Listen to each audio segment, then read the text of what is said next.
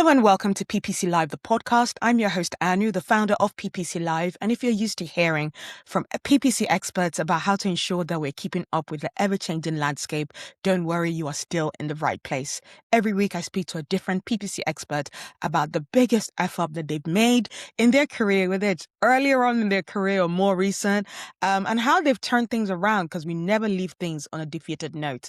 This week, I speak to the amazing Cathryn, who has many years of experience, 16 years plus of experience. And she shares an experience that is about account structure and all the issues around that. And there are new issues. There are different ways that you can mess up when it comes to account structure. So even if you've heard another episode where we talk about account structure, keep listening, because there are always different ways. There's several different ways that you can mess up when it comes to account structure. So let's go speak to Cathryn. Hello, Cathryn. Welcome to PPC Live, the podcast. Well, thank you so much for having me. Such a pleasure. Yeah, like I was telling Cathryn is another one of those on a long line of like lovely ladies in our industry who have been in it for years, but I've never quite come across you. Like, let's say before this year, we were both at the UK Paid Media Awards, earlier on with, I imagine, were you one of the judges, Cathryn? Is that right? I was one of the judges, yes. Yeah, and you presented an award. Yeah. It was such a lovely, fun night.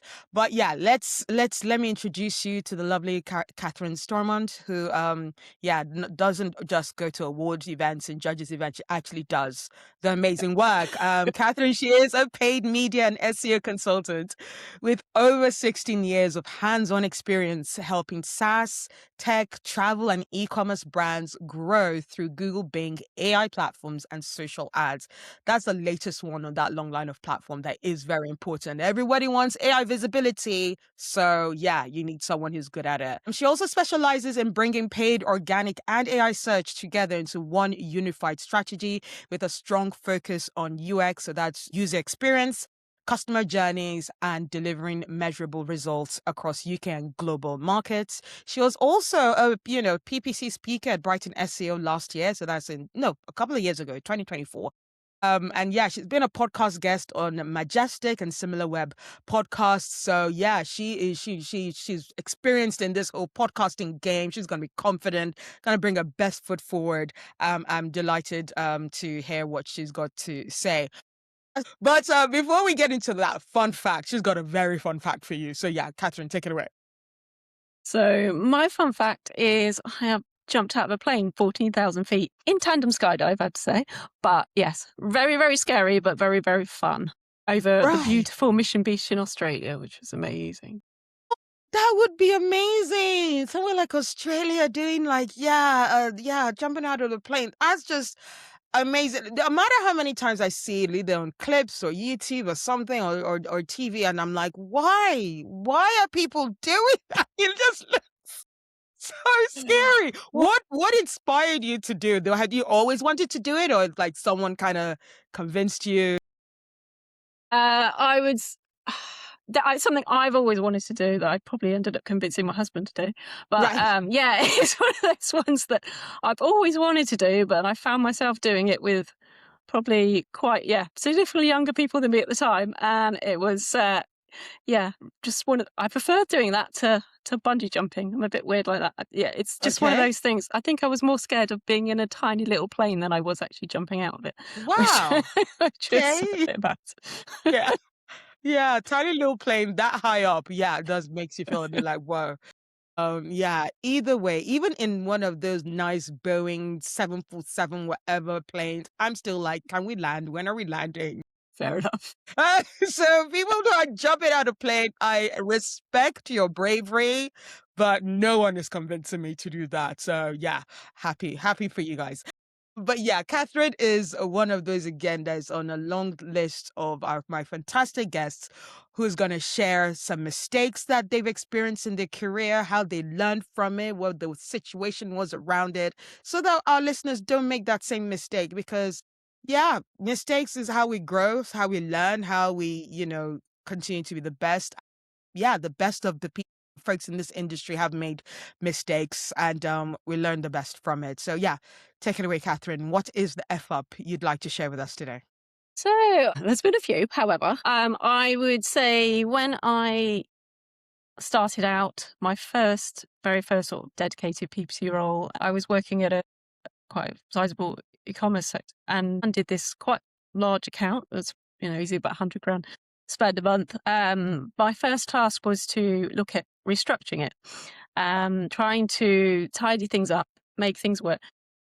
So fairly new to this thing, I thought, okay, I'm going to go and hunt out what's the best practices. And at the time, it was very granular. And so it was all to restructure the campaigns into tightly themed ad groups, make sure that the ads relate to the ad groups, and really, really even go down to the level of, single exact match keywords. Yeah. Obviously, things have obviously changed now, simpler forms, but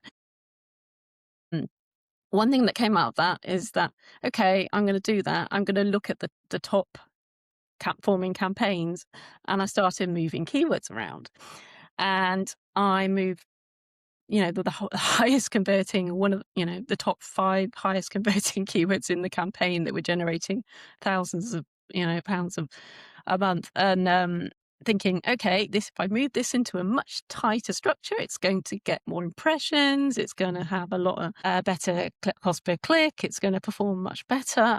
And truthfully, it didn't. It didn't in some of the cases. The thing I've sort of learnt there is make sure we look at the history of the campaign and the performance of those keywords. Yeah. And it was in a situation where some campaigns did work, but the higher performing ones started generating less revenue, even though we were getting a little bit better on the more impressions. It was just a bit tricky to manage, and I was expecting it suddenly to be suddenly much better. And my manager at the time thought, did a really good job. And over time, it turned out how I thought it turned out. Found out how it didn't work was actually brought to attention by one of the Google account managers at the time, where you had a dedicated person, Nice. the same Those person days, that yes. gave you a call and did a report and said, actually, we're not quite seeing before and after the results that you'd hoped. And I was like, Yeah. oh, this is my first real role, my first real task. I was Right. really hoping this was working. What tended to happen is, after a few weeks, things settled down, things stabilized, and the revenue started building back up. And ultimately, I learned from that, and I paid very much close attention to the detail and how much those keywords are actually making. And from any other structures from then on, I have been absolutely, when I go into some agencies and train some clients, and that one of the things is, please pay attention to those converting keywords. Do not move them, the very top ones, otherwise you're going to make an impact on your campaign. And that's so it did resolve itself, and give it time, but it was time, quite a stressful thing to go through for your very first task. Absolutely. So let's clarify that the thing that was wrong was it lost its history. Is that what pretty much they were saying? Because it lost its good performance history, moving it to those top performance campaign just went to the whole zero learning point and was not performing as well as it should have anymore. Yes. So it because those keywords move from, so these keywords had these massive ad groups at the time, with hundreds of keywords. And so we moved those keywords restructured into their own little individual ad groups, which in theory should have worked fine. Yes. But because moving that initial location was unstabilized things and was such a shock for those, even though you still had the account history, your campaign where it was in the ad group wasn't there anymore. And that just unsettled things a lot. And I think there is a lot to be said for just having that history and that performance that sometimes people forget when they make these sort of big changes. Absolutely. And look, I when you were saying structure, I was like, oh, I wonder what the angle of this one is going to be, because a few other people have talked about structural mistakes. And they're different. They're different. And I think sometimes we're like, oh yeah, just one street. In terms of structure, there's only one way to make a mistake. There's several, which we really need to pay attention with. And yeah, no one has really yet talked about the whole, account history, learnings kind of go back to zero, especially on a campaign level. Cause you think on account level, it'll keep that history. But the fact that even it lost it, even in campaign level, that was a mess up. So what would you have done differently if you could go back? If I had to go back, I would definitely, as a start point, pay attention to the top performing keywords in that account from, especially this is e-commerce, so that, they have direct revenue associated. There's a lot. So work out what are the top keywords in that account, how much revenue is that bringing in, and do I need to just leave those well alone and focus on the other ones to try and get some sort of incremental revenue. So I think, that's one of the things I just wanted to talk about was best practices are not always best practices. So there is a list of things to follow, but actually they don't always work. In reality, they don't always work. And it's why testing is so good. We have experiments and different platforms now. If I had to do it again now, then I would be running that through an experiment and I would be doing it, differently. So these sort of mistakes can't happen as well, but back then you were very much in the dark and you test and learn of what you could do. So, yeah, absolutely. So you said it was one of your first jobs. So that means you had a manager who saw the mistake as well, or learned of the mistake. How did they take it? Were they encouraging, or was it a bit of a I think so. I think truthfully, I think overall it was the exercise itself was positive and deemed positive as far as the company was concerned. But there was a period of time which there was a bit of it was a mistake, and I think definitely supported on that. It's just kind of part and parcel of all the things you learn. The way that it kind of turned though is that role became probably one of my top ones of my careers. It actually led to becoming, I've sort of set a lot of international expansion and built the accounts up to from like 10 million to 36 million a year. Wow. I think, although there was a bit of early working out trust, I think initially I turned that around and actually, I think that it worked out really well at the end. But you've got to learn from those mistakes. That's the thing. Yep. And we get to almost like you kind of hit one of the main punchlines for this whole podcast about the whole fact of it's when you actually turn things around from a mistake that people are impressed by that. Because we can't do the whole, oh my God, I made the mistake. That means I'm not good enough. I can't share this with anybody. A bit of a shame spiral that we can put ourselves in. But if you just keep your cool and just look at the mistake, and that is the moment where you can be the hero and be trusted with a lot, much bigger accounts. That's amazing. And how about the clients? Were the clients a bit like, whoa, why have our revenue dropped? Like, those keywords that we're working on. This was actually this was more direct. So I was the client. So it was right, a bit, so it was a bit sort of directly affecting. But it sort of, as I said, it kind of resolved itself in time. That's the other message I think is just give things time. Sometimes things just don't panic and let account history, let click-through history stuff, let things keep going. Things will reset themselves. It's not going to.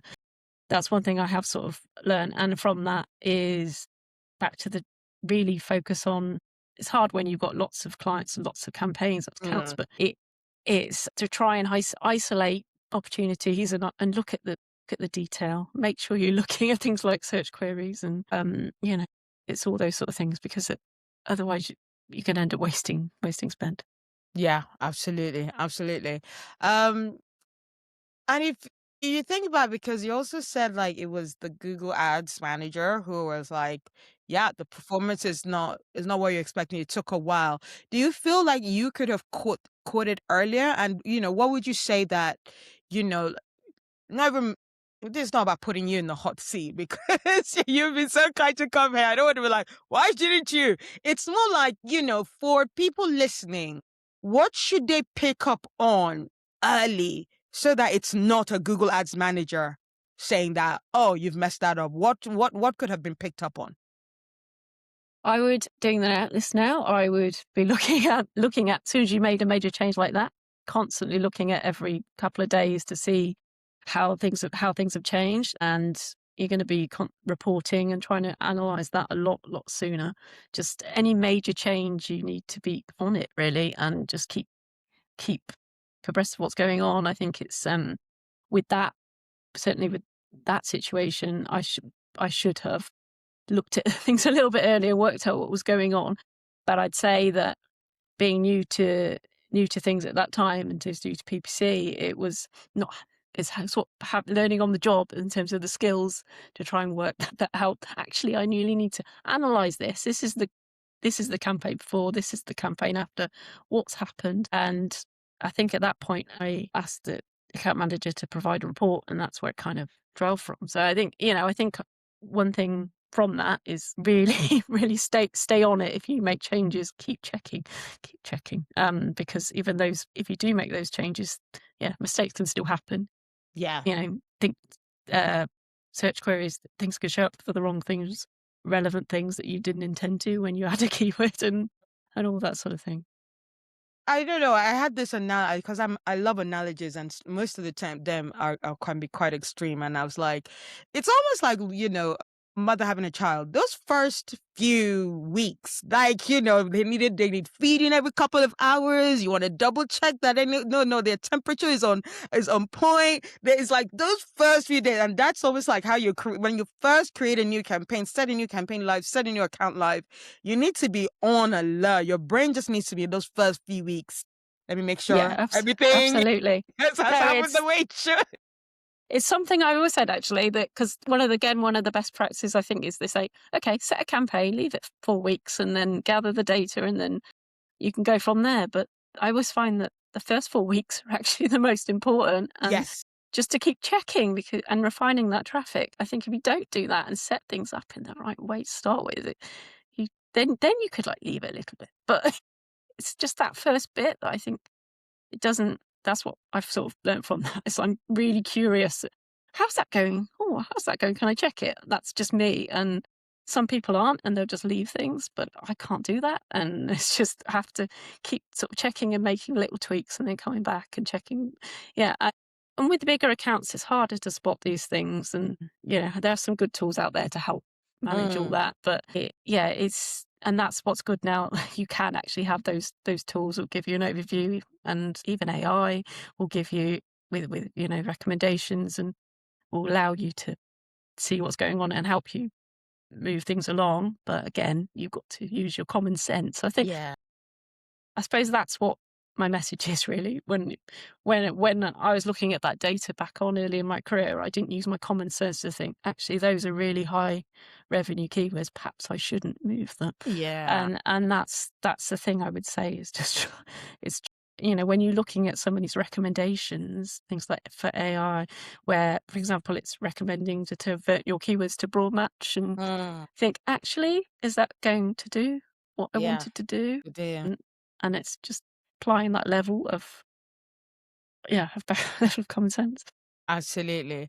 And I think with these kind of things, as you said even earlier on, best practices is not like a one sweep like works for every type of account. And the whole checking of accounts, waiting for 4 weeks.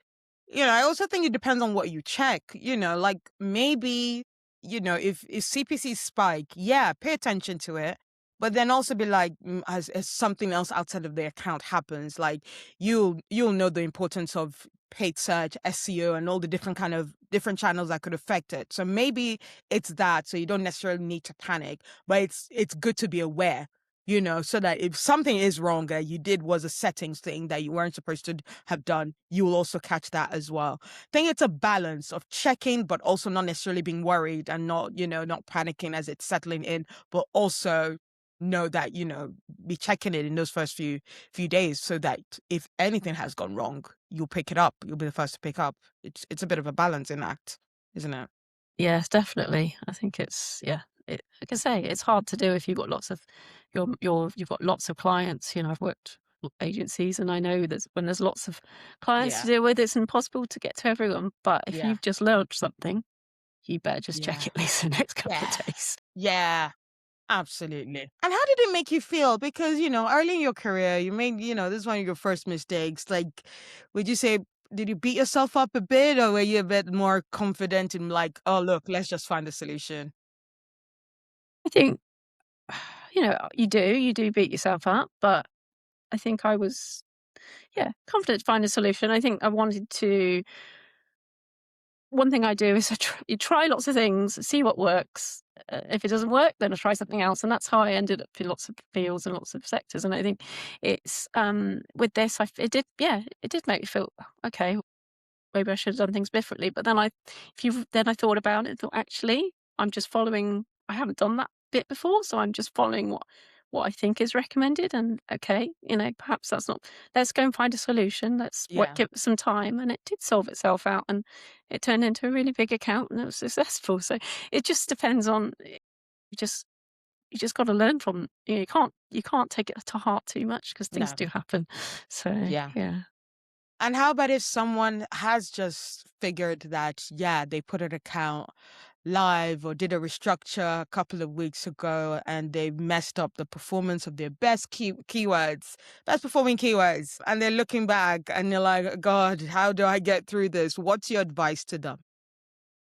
I would say, again, give it time, see if things settle. If they don't, then look for solutions. Look, actually, maybe we're going to try a different campaign type, or Mm, perhaps also have to think about, why is that not converting? It may not just be because I've moved it.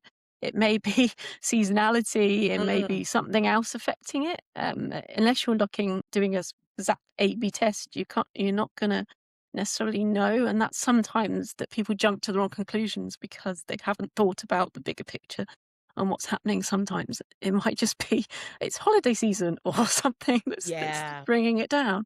But if it doesn't resolve itself over a longer period, then yeah, then you need to start thinking about making some changes. And I would say, if you're there, then and you've made a mistake, best thing you can do is own it and Yeah. be honest. Yeah. Go to the managers or clients and explain that, because they will respect you for it. Yes.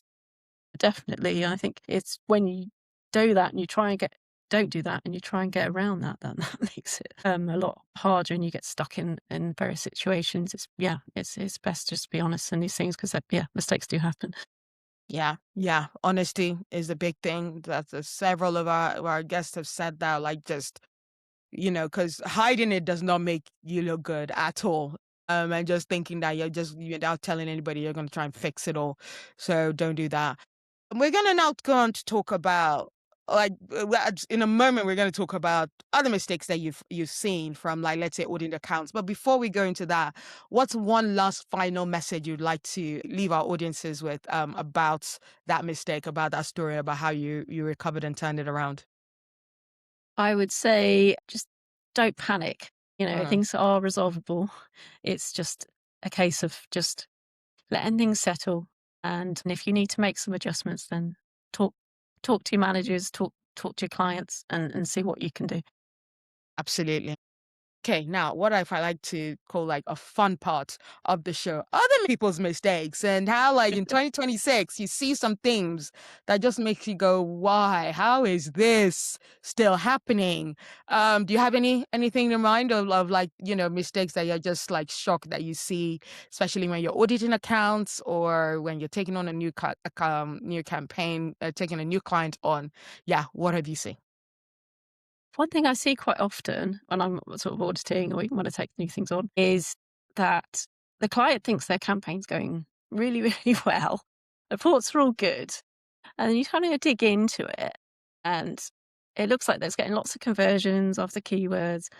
And then you start looking at the search queries, and you just notice that there's been triggered from all their brand names, and they're not getting anything from anything else. Yeah. And I think that's one thing that I noticed, that a lot of campaign, they just don't put in brand level negatives. They don't separate Yes. the brand campaigns. That's even if there's not a separate brand campaign, then there's not even a negative, and they're just getting success from their brand name. Yeah. And that's not always the case, but there's a lot of that I see, that it's because what's reported to clients is you're just seeing the keyword level, you're seeing the campaign level, you're not necessarily seeing the search query level. Yeah. Uh, Yeah. so, and it's one thing I would say is just make sure that that the brand is separated, that you're gonna, you can report on it fairly in that way, and you're not, the results aren't construed by the fact that you've just got the brand in there. I think that's one of the things I do see quite often. Yeah. Yeah. Yeah, I think that's probably one of the main ones, and I guess, yeah, sometimes no negatives as well, just Mm. to make Can't yeah, believe that. Yeah. make sure that there's at least some baseline of negatives, that because especially now, because it's really, I'm sort of Uh, seeing traffic quality mm. a lot. When I say traffic quality, the quality is not there the way it used to be. Yeah.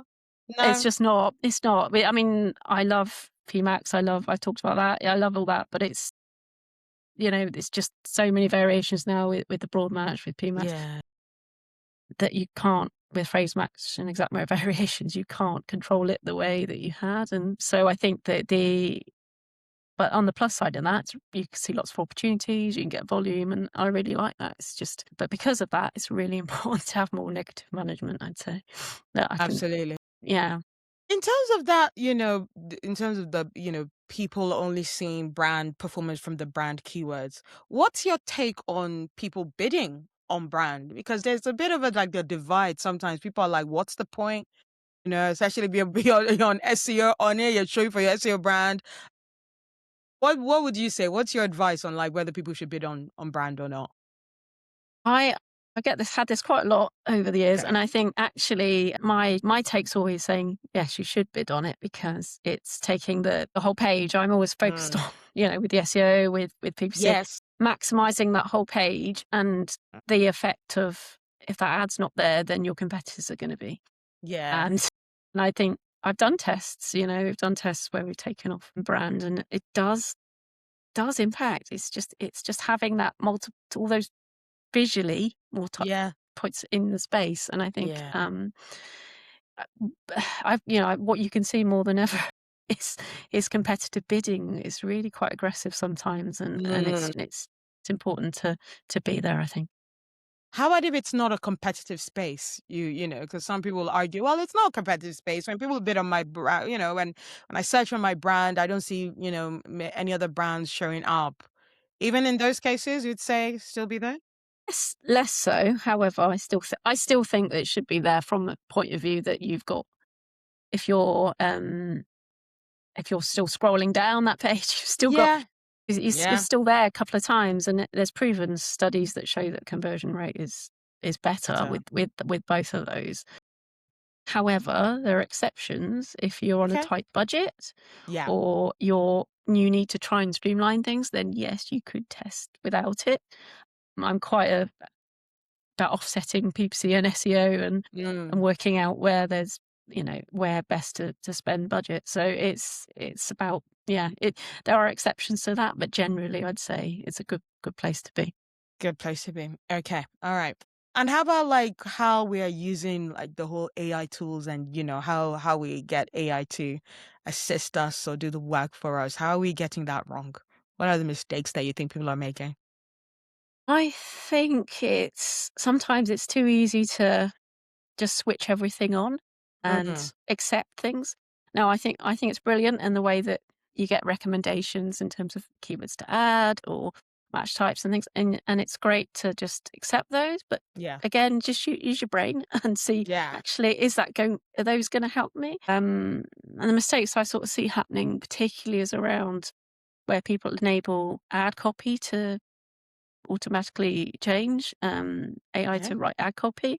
I Nice. think that is a hard one, because with the accounts with keywords, and that's in the account, and that's not Yeah. front facing. But with your Yeah. ad copy, that's customer front facing. Yeah.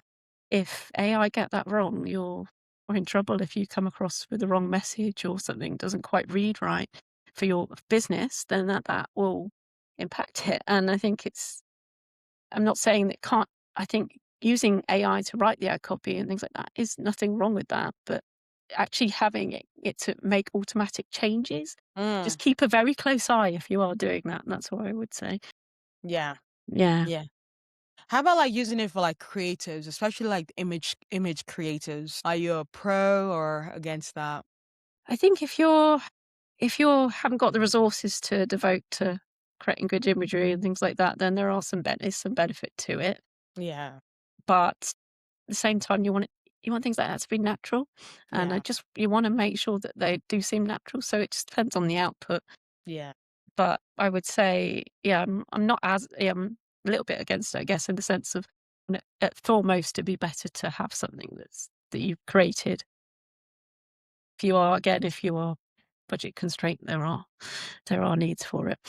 Yeah. Yeah, absolutely. There are needs for it sometimes, especially you don't have like a great production team is also it's a big line that I get fed when I'm putting those articles together of like for like Nano Banana. They're like, oh, great for, if you don't have like production team and all that kind of stuff. Before we go, I'd also even just like to talk about, the theme of our podcast about talking about mistakes and why it's important. I don't know about you. I see a lot of this great thing happened and we won this client and we, yeah, it's always the positives. But why is also actually talking about mistakes, would you say, also important for us to look at? So in terms of the sort of mistakes, I think, yeah, it's important to actually, as well as just having case studies of successes, it's sometimes Yeah. important to have these case studies of mistakes but actually what you learn from it. So it's similar to this, but actually having that to showcase that would just adds a bit of credibility, I think. Yeah. Yeah. It absolutely adds credibility. And, because how can you really say that things worked well if you've not actually made any major mistakes? That's really important, I'd say, in our industry, especially right now with all the mistakes that AI should make. I wish a lot more people are just willing to say that this is how I did it and it went wrong. So don't do it that way. There's a lot, I feel like huge encyclopedia sized book that could be written about the ways that you probably shouldn't use AI and the ways that it can be used very well. But yeah, we don't talk about how we're not doing it well enough, I don't think. Anyway, Cathryn, that has been a fantastic conversation. Thank you so much for being on the podcast. But before we leave you, a nice, just fun, non really PPC related question. If your career were a movie, what would the title be? I would say uh, into the vertical verse. I've just done too many verticals. I've been through all the different sectors. Into the multi-verticals first kind of thing. There's so many verticals to get through. Yeah.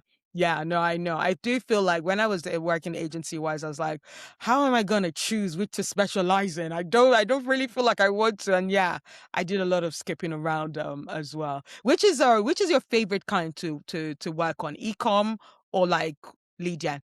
That's interesting. So Pick your favorite child. yeah, I would, before I probably would have said ecom, but yeah, I do like lead gen a lot, actually. Just, it's kind of more, yeah, it's harder, and that's the point. Yes. Yes. So It is yeah, harder. It yeah, requires more critical thinking, I really feel. yeah. So yeah, well, you've taken us along several great, level of verses of, talking about mistakes, AI, and that kind of stuff. We're very grateful for that. If people want to hear more about, you talking about our evolving best practices of loads of different industries, where can people find you? They can find me, yeah, digifreelancer.co.uk Amazing. Are you on LinkedIn as well? and LinkedIn. I liked it. Fantastic. Awesome. We'll share all the links in the show notes for that. So yeah, guys, go check that out. But yeah, on for now, thank you so much, Cathryn, and I'm sure we'll catch up soon. Thank you very much. Cheers. Bye. Thank you so much for that, Cathryn, for sharing that very honest and transparent experience about something early in your career. And I love the way that Cathryn went straight to the point of the fact that the mistake actually led to better successes and managing much bigger accounts because she kept her head. She kept a cool head. She understood what needed to be done, and she moved quickly in testing new options into after the mistake of the keywords the best performing keywords that were put into different campaigns losing performance. When she realized that that was the issue, she got her thinking cap on and solved the issue, and that made her a success in her industry. So yeah, remember, a mistake is not the thing that has to be the line in the sand that makes you, lose all confidence in people, or have your confidence being lost in you from your managers. It's all depends on how you actually deal with that mistake and deal with that situation. And for the full information and the full transcript and full show notes for that discussion, please go to podcast.ppc.live, where you'll get the full transcript and all the links that we shared to where you can find Cathryn. For PPC Live event updates, likely you're listening to this sometime after our event has happened, or maybe even you're listening to it before the event has happened and you're not in Brighton. Well, sorry for you then. We are having the time of our lives in Brighton. But, if you still want to come to a PPC event and you're based in London, we're back. We're back for a lovely summer event at the end of July 30th. No, July 29th. That is going to be on the Wednesday, July 29th. And this time, you guys are the first to hear this. We're going to be having it early in the day because we're going to want to take advantage of the fact that it's going to be a sunny day. So we're going to start off we'll kick things off around 1:30 this time. We're going to finish off at around 5:30, and we're going to have a sponsor actually, helping us with drinks and giving drinks out for an after party that in a really lovely bar that has a lovely beer garden. There's a stage where it looks like you're enclosed, but you can see just the leaves on top of you, and you can see the sky rise above. So yeah, we'd love for you to join us there. So put that in your calendar. That's the 29th of July at 1:30 p.m. for PPC Live 21. Before I leave, I am delighted to also share that I am taking on coaching clients. If you want to go to the marketinganu.com for that, that'll be really great, so that we can discuss about any opportunities that you're really a bit nervous about going after, and just confidence to get that pay rise, confidence to get that promotion and ask for that promotion. Let's talk about that. You can get a 15-minute free discovery call by just going to the marketinganu.com, so that we can make sure that we discuss something that makes sense for you. So I hope you have enjoyed the show, and I look forward to bringing more PPC F-ups and triumphs next week. Thank you. Bye.